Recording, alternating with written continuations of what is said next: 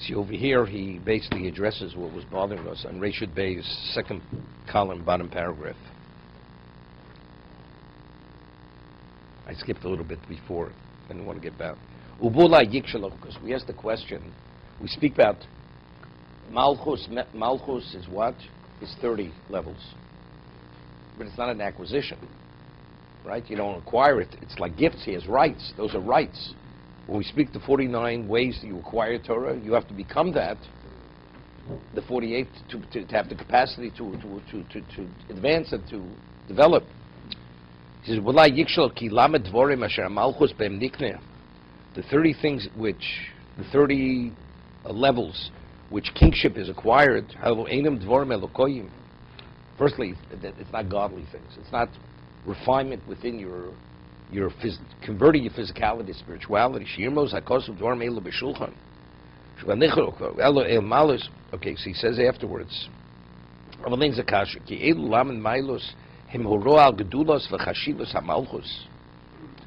that he has these 30 rights, 30 levels, the king, that only indicates his exalted level. It's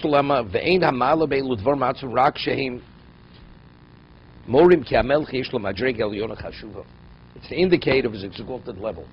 Why does he have 30 rights? Why is he endowed by the Torah with 30 rights? Because he has this exceptional level. You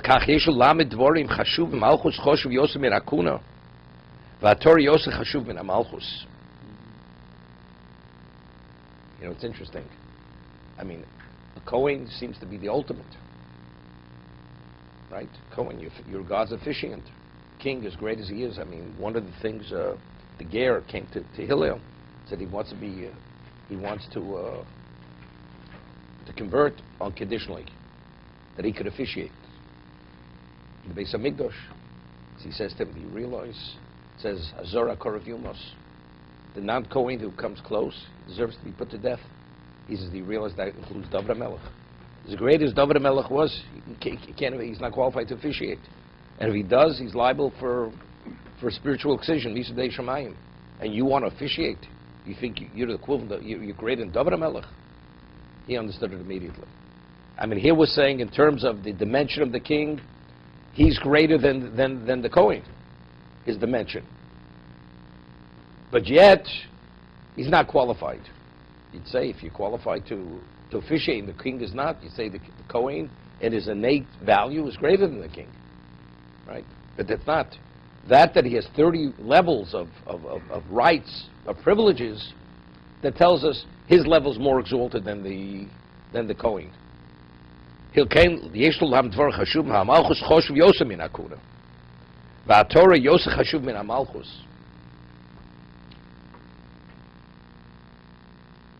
if we're saying Torah is more choshuv, so you'd say, well, he's in a position of power, regardless.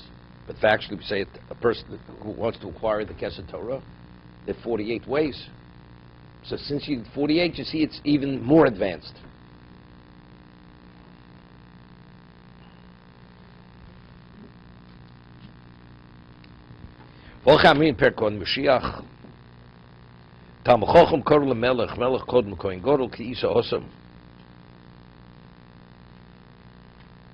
Over there it's speaking about if you find somebody is you have to save a life, and you have a Kohen, a Levi, Yisrael, all equal. Who do you save first? The Kohen has the greatest value. You can only save one person. Then the Levi and then the Yisrael. What about if you have a king and a Talmud Chacham and a Kohen? Who takes precedence over who? Talmud Chacham has the first. He's the first priority. Talmud Chacham, more than the king. So you see, there's an innate value of the Talmud Chacham, but the king is before the Levi, or before the Kohen.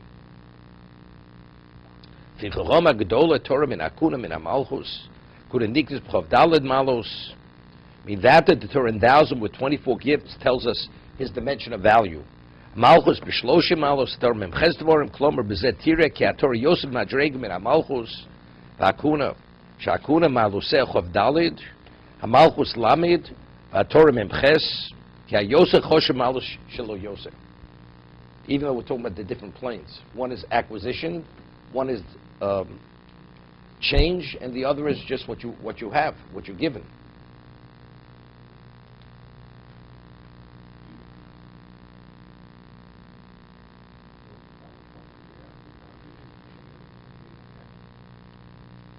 We're talking about somebody who has Kesed Torah.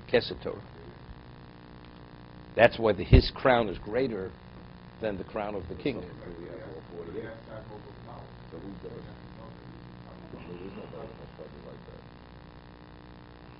He probably has to be a Gadol Ador. I mean, no, of course, definitely.